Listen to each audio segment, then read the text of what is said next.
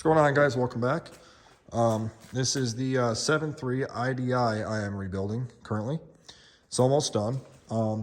This video is about, though, if you want to install an aftermarket gauge, like I have an autometer water temp gauge in my truck on the pillar up there. And where all the different coolant temp sensor locations are, you can use this engine to do that with.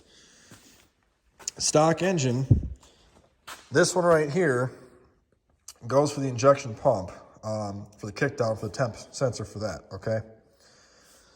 This is the other one. If you have a Ford pickup truck, this is where the sensor goes that will go to the gauge on the dash that shows your hot and cold and what the temperature is, okay?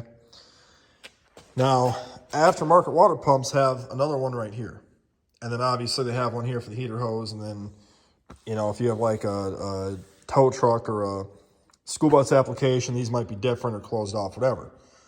If you come on to this side, the driver's side head, okay, so your stock one there is for the injection pump. If you come back here, there's another square plug right there. If you take that out, you can run another sensor in there, okay? If you come up to the back of that, all the way to the back, there's another one right there. That's also a coolant one. It's a 3/8 drive plug. You can use that one too. All right, now if you go to the passenger side, okay, obviously you have the one that comes out for the heater hose. And then there's this one here that goes for something else, for the idle or something like that. But then there's also another square plug right here that you can use to tap in as well. So if you want to hook up a factory gauge or an aftermarket coolant temp gauge, there's plenty of locations to do it. My plan is I'm going to run the normal gauge for, well, my aftermarket temp gauge to this one. And then I'm going to run my normal gauge probably back to this one. Obviously, the temperature in the head will be a little bit different than the front of the motor, but I'm kind of thinking what I might do is take the stock cluster other anyway and put in all aftermarket gauges.